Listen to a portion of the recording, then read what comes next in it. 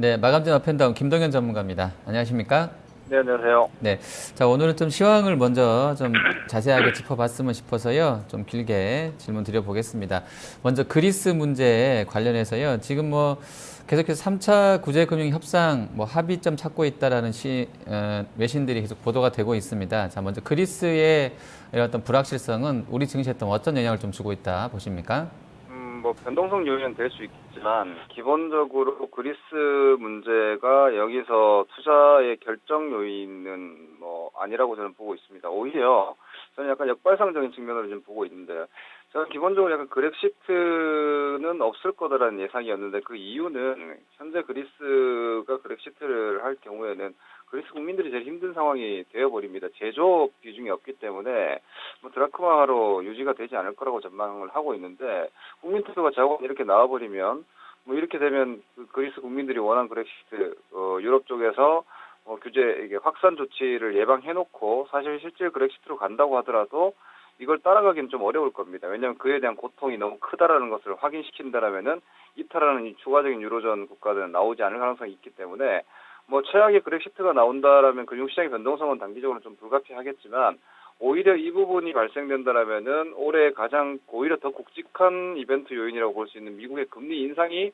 9월에서 12월로 오히려 미뤄질 수 있는 가능성까지 그렇게 생겨버립니다. 금융시장의 전반적인 리스크 요인에서 미국이 금리 인상을 할 경우에 다시 한번 유로가 약세 요인이 되기 때문에 미국 입장에서는 좋을 게 없죠. 이런 관점은 오히려 그것 때문에 그리스 때문에 변동성이 극대화된다라면은 오히려 물러서기보다는 매수로 접근을 하는 게 좀 필요하다라고 볼 정도로 현 시점에서 지나치게 경계감을 가질 필요는 없다고 보고 있습니다. 네, 자, 그리고 중국 증시 짚어봐야 할 것 같습니다. 어제도 퍼가 좀 더 높은 것으로 평가받고 있는 선전 증시가 고점에서 한 10% 밀렸었고요. 오늘도 선전 증시는 한 5.8% 그리고 상해 종합도 한 3%가량 좀 밀려나 있는데요. 자, 이쪽 시황이 우리 증시에는 여러 가지 요건들, 특히 이제 중국의 소비가 위축받을 수 있기 때문에 우리 교역 국가인 중국의 경기 둔화가 우리한테 영향을 줄 것이다라는 평가들도 있던데요. 전문가님 견해는 어떠십니까?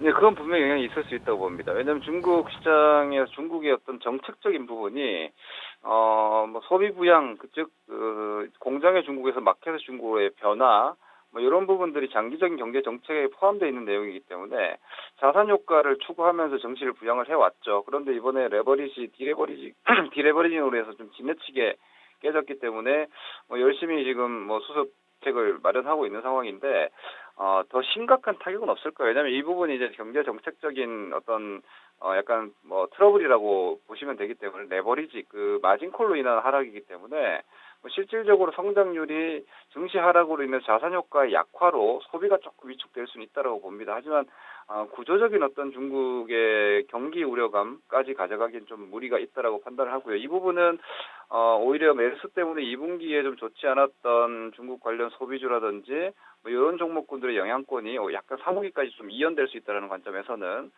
중국 소비 관련 섹터 쪽으로는 조금 좋지 않은 내용이 되겠지만, 국내 전반적인 경기를 큰 타격을 줄 정도는 아니라고 보고 있습니다. 저는 오히려 중국 경기에 대한 문제보다는 증시의 수급적인 요인으로 나왔던 급락세이기 때문에 이것은 기본적으로 좀 진정이 좀 될 것이고요. 우리나라 옛날 80년대처럼 창구 지도라든지 이런 부분들을 하고 있기 때문에 1차적으로는 진정이 되고, 이 부분이 좀 진정세를 보인다라면 오히려 중국 증시가 좀 더 건전화가 될 가능성이 있기 때문에 중장기적 악재는 아니라고 보고 있습니다. 네, 자, 그리고 실적 시즌이 이제 오늘 삼성전자를 시작으로 개막이 됐습니다. 일단 어닝 쇼크 냈고요. 하지만 주가는 견조합니다. 삼성이나 SDS, 그다음에 제일모직, 또 하이닉스, 현대차 견조하다 보니까 오히려 선물 시세는 거의 약보합 정도 움직임 나와 있고요. 중소형주 워낙에 약한 흐름세에서 약간 좀 혼선이 나오기도 합니다. 어쨌든 삼성은 일단 어닝 쇼크 나온 이후에는 주가는 견조하게 나오고 있고요. 아모레 퍼시픽 같은 경우는 일단 가이던스를 일부 증권사에서 한 20%가량 떨어뜨리면서 오늘 10% 넘는 급락 나와 있는데요. 자, 2분기 실적 시즌 맞은 그 종목 간의 어떤 그 초이스는 좀 어떻게 하는 게 유리하겠습니까? 기본적으로는 좋았던 실적 기대주들이 이렇게 밀리면 별로 좋을 게 없는 종목들도 딱히 반전의 요인은 없다고 봅니다. 삼성전자도 예를 들어서 실적에 대한 예상의 부진한 실적을 발표했음에도 불구하고 가이던스가 나왔는데도 주가가 선방하고 있는 수준이지, 이게 추세가 상승적으로 반전됐다거나 그런 시그널은 없죠. 그리고 오늘 롯데케미칼 같은 경우에도 화학주가 사실 어떻게 보면은 납사 스프레드 쪽에서 가장 유력한 2분기 실적주인데 이 롯데케미칼도 약간 쌍봉의 그림을 그리고 이렇게 밀려 있다. 그러면 실적주에 대한 매매 판단은 롯데케미칼 잘 보셔야 될 것 같아요. 60선이 실적선이니까 롯데케미칼이 60선을 지켜낸다라면은 압도적으로 좋은 실적을 가지고 있는 종목들은 지켜내겠지만 기본적으로 이렇게 좋은 실적인 종목도 이 정도 흔들린다라면은 기본 메르스 관련해서도 그렇고 전반적인 교역량도 아직 회복이 안 되고 있기 때문에 국내 환율 효과는 일부 있을 수 있겠지만 전방위적인 어떤 실적에 대한 기대감은 상당히 눈높이가 낮은 2분기이기 때문에 일단 실적 발표가 끝나기 전에 우리 시장이 가볍게 올라가기 좀 어렵지 않겠는가, 이 관점에서 종목 접근이 좀 필요할 것 같습니다. 네, 자, 그리고 어제 그리스랑 중국 시황도 반영됐습니다만 이란 이슈 또 나오게 되면서 유가가 한 7% 거의 8% 가까운 수준으로 급락이 나왔습니다. 이 유가 급락은 좀 어떻게 영향을 준다고 보십니까? 숏 포지션일 수 있을 것 같고요. 하지만 이 여건 자체가 60불대 이상, 이 유가 시장은 구조적인 이해가 좀 필요하실 것 같은데, 기본적으로 저유가 상황을 만든 것은 일단 에탄, 셰일 오일이라고 보셔야 될 것 같습니다. 이 셰일 에너지에 대한, 공급 자체가 조절이 너무 자유롭기 때문에 조금만 유가가 올라가면 또 셰일 개발에 들어가는 이런 상황들이 계속 전개될 것으로 예상되기 때문에 과연 70불대 이상이 안착이 될 거냐라는 회의론은 지배적이었고요. 그런 상태에서 이란 협상도 마무리 단계에 있다라면은 배럴 100만 배럴 이상의 생산량이 계속해서 나오기 때문에 여기에 대한 부담감, 거기에다가 핑계거리 삼아서 그리스니 중국 시장이니 하면서 지금 단기적인 좀 더 강한 숏 포지션이 한번 들어간 것 같은데, 기본적으로는 한 50불대 정도가 기본 레인지 정도가 될 거라고 예상되기 때문에 이것이 더욱더 아주 빠른 속도로 가속화될 것 같지는 않고요. 못 오르는구나, 쉽게 유가는 올라가지 못하는구나 정도의 인식을 하시면 될 것 같습니다. 네, 자, 그리고 오늘, 제약업종이 폭락세 돌변에 있습니다. 특히나 이제 대장기가 했던 한미사이언스 같은 경우는 3월 초부터 거의 이제 4달 동안 13배가 올랐고요. 오늘 거의 이제 하한가 부근까지 가 있습니다. 전체 업종 지수상으로도 의약품 업종은 무려 14% 아주 폭락하는 흐름 나와 있는데요. 자, 제약주의 어떤 이런 시세 흐름은 전반적으로 개인 심리에 좀 악영향을 준다 이렇게 봐야 되겠습니까? 그럴 수밖에 없다고 봐야 될 것 같습니다. 지금 제약주는 우리가 계속해서 한 15만, 한미사이언스 15만 이상부터는 좀 오버하지 않나라고 의견을 좀 드리고 왔는데, 꿈을 깼다라고 보셔야 될 것 같습니다.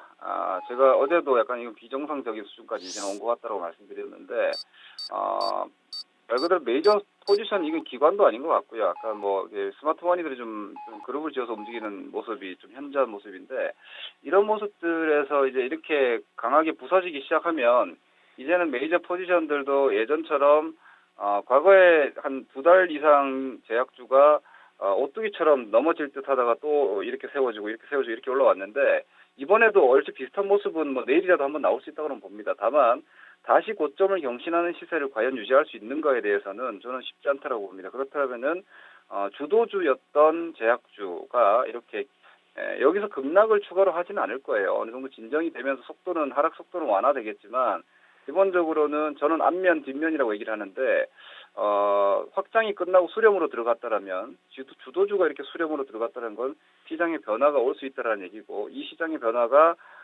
장세 전반적인 하락으로 전환이 되는지, 아니면 오히려 상대적인 밸류에이션 메리트가 강했던, 즉 성장에 대해서 부스팅을 걸어줬던 거에서 빠져나오면서 오히려 가격을 찾아 들어가는지, 낙폭주에 대한 움직임이 어떻게 되는지를 확인하시면, 만약 낙폭주가 지켜주지 못하고 주도주가 같이 무너진다라면 시장은 한 레벨 다운이 되는 게 불가피하고요. 오히려 반대로 주도주가 꺾이지만 낙폭주들이 버텨낸다라면은 지수의 하락폭은 더 단기적으로 크게 심화되지 않는다 정도의 기준으로 보시면 될 것 같습니다. 기본적으로는 이 종목군들 전반은 오히려 지금도 저는 매도 관점 대응이 맞다라고 보고요. 반등을 노리는 매매는 하지 말자는 의견입니다. 네, 자, 방금 말씀해 주신 것처럼 약간 시장의 변화가 오늘 나오는 것 같습니다. 통신주 아주 강한 흐름 나와 있고요. 그리고 코스닥에 이제 게임주, 사실 인터넷과 게임과 제약 쪽 같이 움직였다가 제약이 먼저 탈락이 되고요. 인터넷은 중립 정도이고 게임 쪽은 아직까지 살아 있습니다. 특히 웹젠은 한 10% 오늘 급등 나와 있는데요. 자, 웹젠 같은 이런 종목군들은 좀 상승세가 이어지겠습니까? 오늘 게임주의 시세는 저는 아주 특징적이라고 보고 있습니다. 사실상 오늘 게임주가 없었더라면은 저는 코스닥 지수가 700도 위협하지 않았을까라고까지 보고 있는데, 화장품과 오늘 제약이 같이 무너지고 있죠. 기존에 시장의 어떤 쌍두마차 역할을 했던 중국 내수 쪽 핵심 종목인 화장품, 그리고 고령화 관련한 제약주 두 가지 종목이 모두가 위에서 완전하게 무너지는 모습인데, 그 자리에서 어떻게 보면 미리 한 6개월 이상을 조정받았던 게임주 쪽에서 약간의 실적 모멘텀이 어느 정도 좀 단단하게 갖춰져 있는 종목들, 그리고 종목별 약간 특화돼 있지만 중국 쪽이라든지 해외 쪽에 대한 게임 수출에 대한 기대감이 이번 2분기 실적에서 최근에 주가 빠진 거에 비해서는 괜찮게 나올 대상들로 순환매가 들어오고 있다는 측면에서는 지금 제약주 성격의 자금들은 일부 게임주 쪽으로 약간 들어가고 있는 정도의 흐름이 좀 보여지기 때문에 몇몇 좀 모든 전방위적인 어떤 모바일 게임주를 말씀드리는 것이 아니라 실질적으로 흥행 게임을 제대로 가지고 있는 종목들에 대한 반등은 이 분위기라면은 이번 주 중은 좀 더 연속적으로 나가지 않을까 예상하고 있습니다. 네, 알겠습니다. 오늘 말씀 잘 들었습니다. 네, 고맙습니다. 네, 마감 전 업앤다운 김동현 전문가였습니다.